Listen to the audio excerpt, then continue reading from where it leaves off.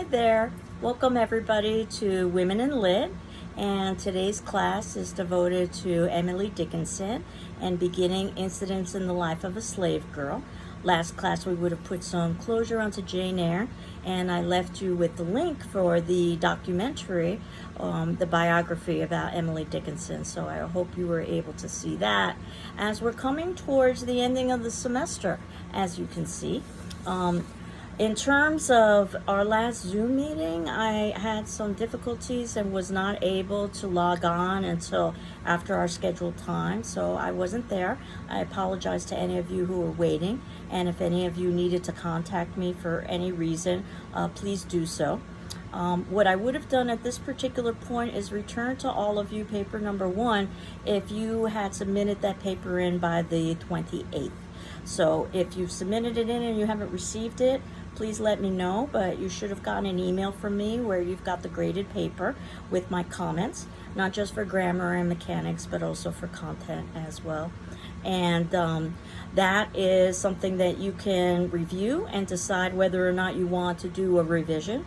You will have the option of revising it for a higher grade by taking my comments into account.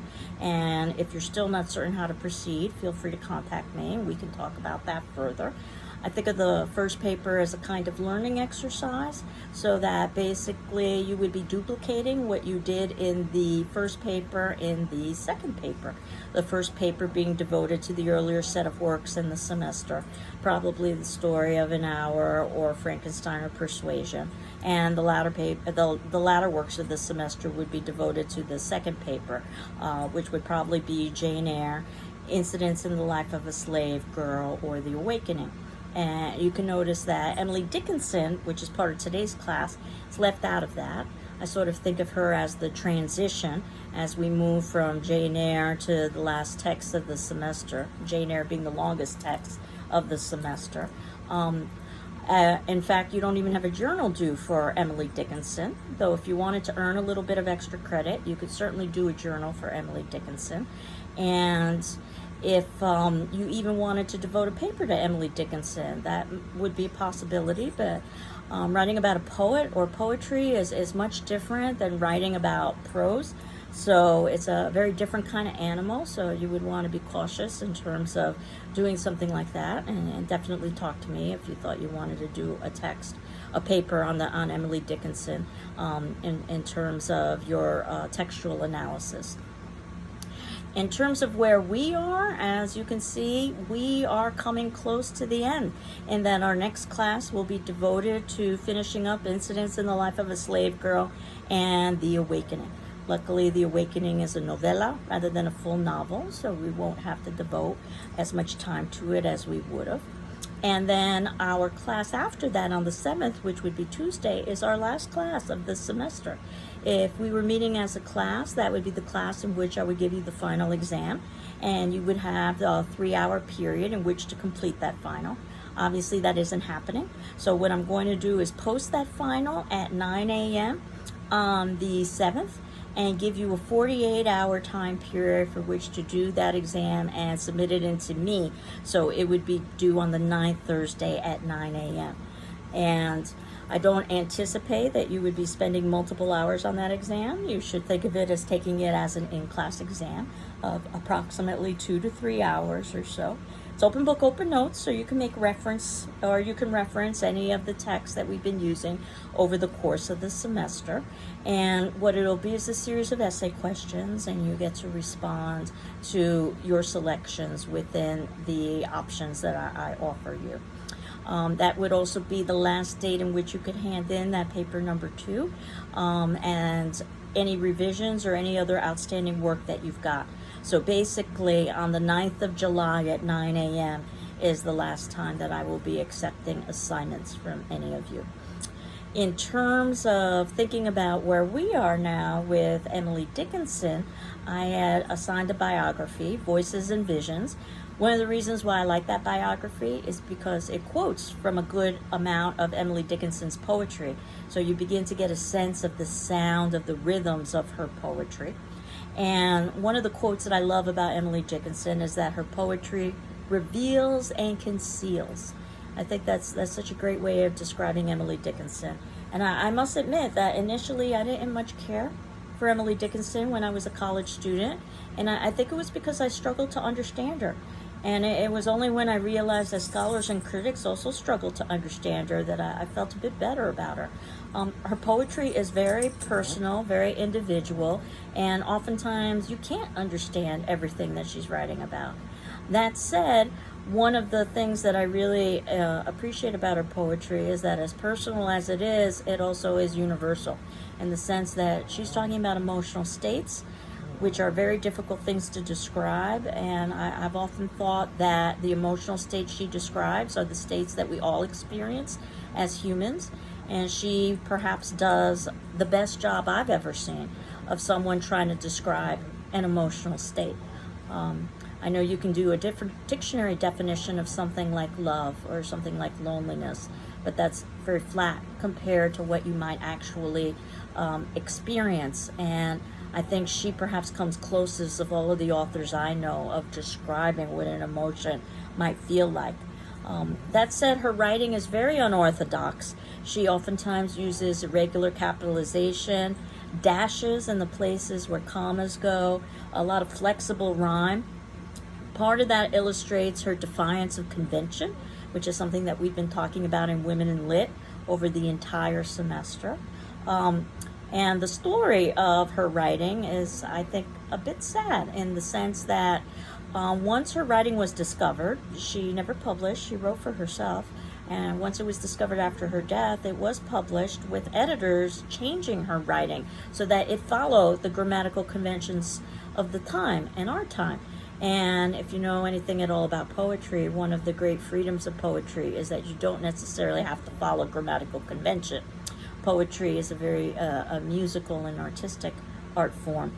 And that said, you can hear the musical nature of her poetry. It's oftentimes like the Protestant hymnals, in that you would have these long pauses before you would take a long pauses for a breath before you would begin to sing your next line.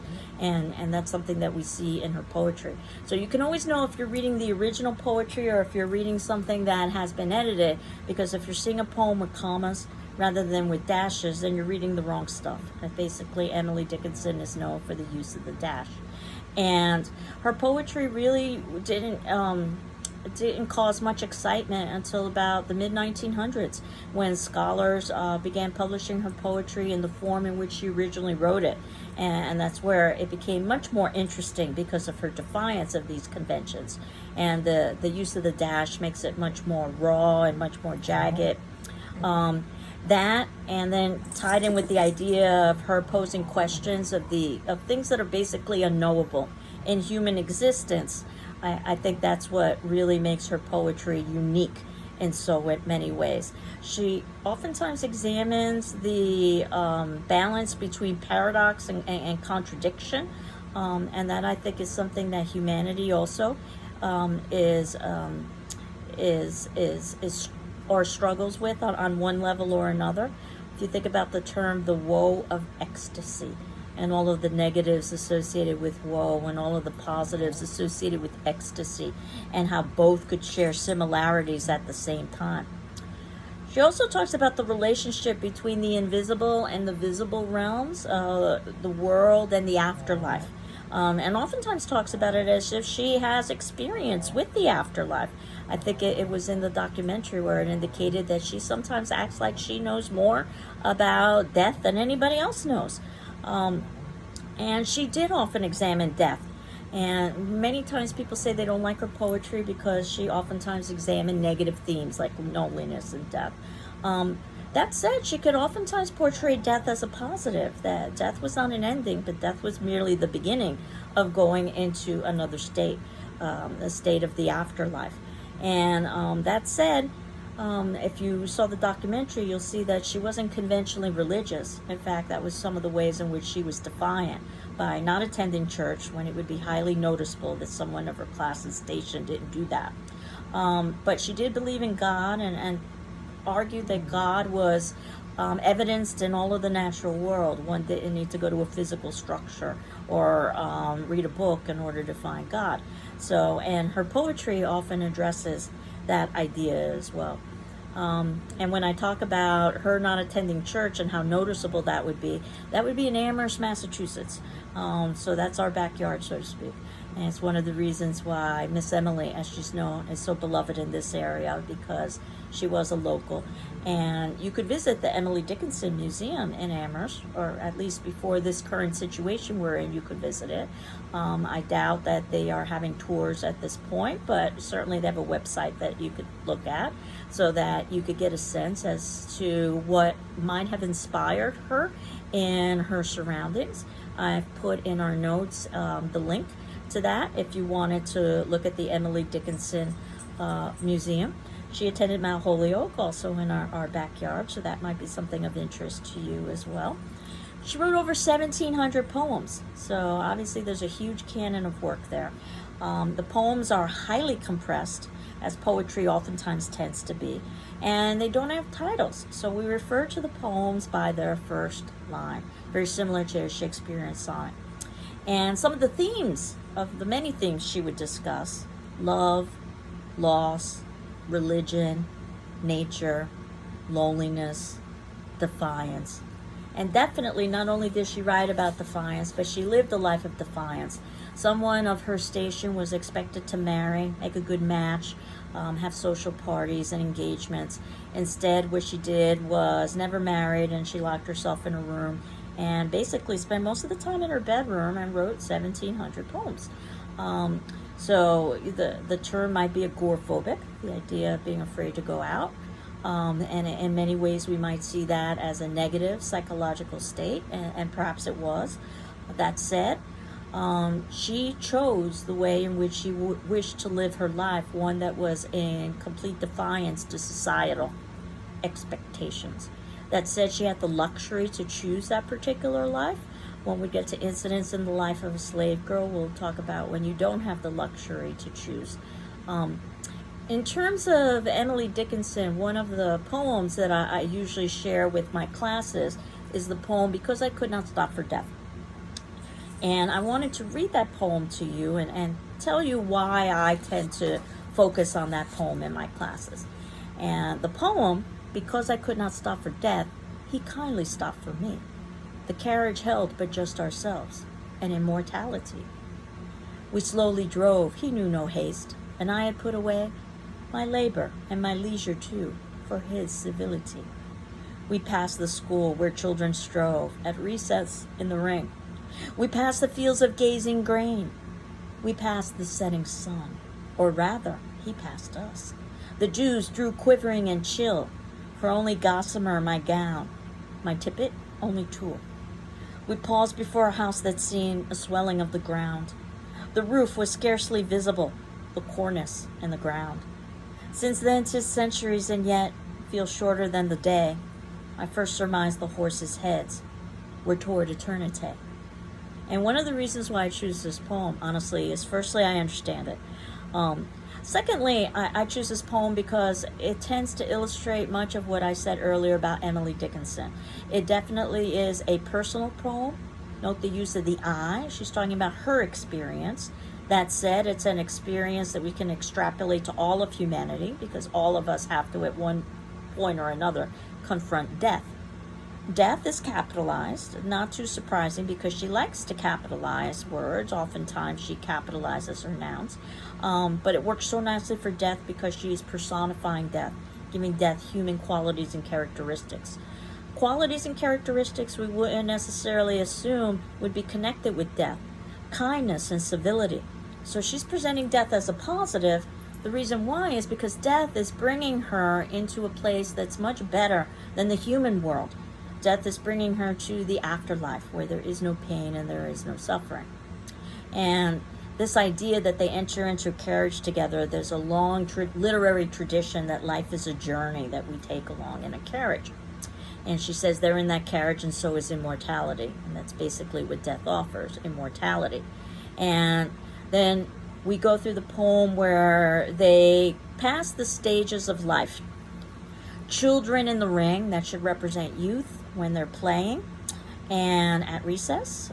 Though if you know anything about Ring Around the Rosie, A Pocket Full of Posy, it does happen to be a song about death, plague in particular.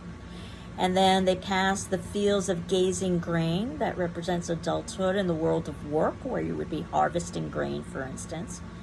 And then passing the setting sun, and that represents old age, and that represents descent. And they do that slowly. They have no haste, because in the afterlife there is no time. So these human constructs that we have of time and work aren't constructs that exist in the afterlife. It's a completely different kind of existence.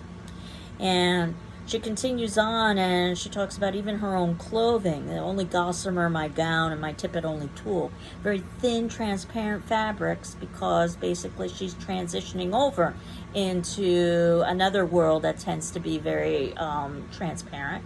And also that doesn't necessarily require clothing, because it doesn't have issues of temperature or morality, which are the reasons why we wear clothing in the human realm. This poem is all about transition. And that pausing before a house, the word house is capitalized. Oftentimes it's been suggested that house is a church, though it could also be a crypt or a grave. It seemed the swelling of the ground, the roof barely visible, the cornice in the ground. That's how far away she's moved from the human world as she's moving into the basically world of the nether world. What's most, I think, interesting about this poem is the ending. Since then, 'tis centuries, and yet feels shorter than the day. In other words, she's speaking from the perspective of the dead. She's speaking from the perspective of already being transitioned into the afterlife. And she's remembering how she went from the human world to the world that she now exists in. So, again, a great example of how she oftentimes speaks from the perspective of death, as if she knows death better than anyone else. And even when she talks about that she first surmised the horses' heads were towards eternity, and obviously that would be the horse-drawn carriage, which is part of the image that she gives us about life as a journey. But there's also a biblical reference there, if you've heard of the horsemen of the apocalypse. So she did know her religion, and she did embrace religion. She just didn't embrace earthly understandings of religion. She embraced spirituality instead. So that's a poem that I usually share with students. And in terms of a line with Emily Dickinson, what I found is that her poetry is oftentimes so dense and so compressed that rather than identifying an entire poem, you might want to identify a line or several lines that speak to you. And one that speaks to me, and it often is quoted by the Women's Studies program here at GCC. It's the first line of one of her poems, so it's used as the title as well. I dwell in possibility. I dwell in possibility. In fact, it's a line that oftentimes has been quoted at GCC graduations. And I think it's a great line when you think about the idea of dwelling as a home, but also dwelling as in thinking about or obsessing about. And possibility, all of the negatives and positives associated with possibility, and dwelling in that possibility, which I think is a great line for a graduation, because I would say that's just about what every student has done in order to get to graduation. They've dwelled in their possibility and all of the subtleties and possible meanings of that phrase. So now that I've shared my favorite poem, or one of my favorite poems, and one of my favorite lines, I thought that for today's attendance, what you could do is to identify in our class discussion board either a poem or perhaps just a line or two that you find to be particularly powerful, and briefly explain why. And again, I'm not necessarily asking you to interpret that poem. I'm asking you why that poem or that line speaks to you. So you've got lots of options there. And in terms of our course outline, you know that I've been giving links to the text in the event that you weren't able to purchase the text. So I gave you a link to Emily Dickinson's poetry that you could reference. And though certainly you can find her poetry all over the internet, just make sure that you are finding her original work and not something that has been edited and has been made to fit into grammatical conventions. So I'm curious to see what line or what poem you might want to briefly discuss in the class discussion board. And again, if you wanted to expand on that and write a journal and submit that in, I would accept that as extra credit. But you're not required to. There is no journal on Emily Dickinson, but there was a journal on Jane Eyre, which is what I'm working on in terms of my grading, and there will be a journal on incidents in the life of a slave girl, which I hope you've had the opportunity to begin. Written by Harriet Jacobs, who goes by Linda Brent, and she gives the story of her own experiences as a female slave. I suspect that choosing a pseudonym like Linda Brent might help give her some emotional distance from the tale itself. It's a brutal, ugly story, and also a real story, and scholarship has verified that as astonishing as her story is, it is true. And that said, what we get is this female slave narrative. Usually with slave narratives, we get the male perspective. So in this way, this text is very different. So we get the hardships and the calls for reform that usually are addressed in a slave narrative. But we also get it written in the convention of the 19th century sentimental novel, where the focus is on things like decorum and virginity and virtue under siege. So you've got two literary genres there going on at the same time. And again, just thinking that she penned this as a slave shows the incredible importance and power of learning how to read and write, which is what she talks about very early on in her narrative when she was a child. She hadn't learned how to read and write, which was against the law for a slave to learn that. She never would have been able to tell her story in the way that she's done. A story where she remains true to herself and maintains her self-respect. And you could say that perhaps that's the thread for this entire semester, about female characters that have remained true to themselves and try to maintain their self-respect. But we've seen that in the context of a certain amount of privilege, even in Jane Eyre. And it's very different when we get to something like Incidents in the Life of a Slave Girl. It's very easy to forget that in the world of persuasion, there also is the world of the Linda Brent's Incidents in the Life of a Slave Girl. Linda, by the way, in Spanish means linda, or pretty. And I've oftentimes wondered if she deliberately chose that name. Thinking about this tale, it will be both, I've heard it called sweet and bitter.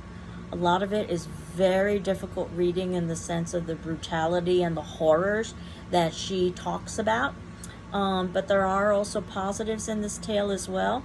And it is a tale of female bonding, something that we really haven't seen much of up until this point, when she talks about herself and her grandmother. And almost like Jane Eyre, and I don't know if you noticed or not, but the title Jane Eyre, I had mentioned how the first name Jane was so important for plain Jane. But the second name too, Eyre, E-Y-R-E, which sounds like H-E-I-R, Eyre.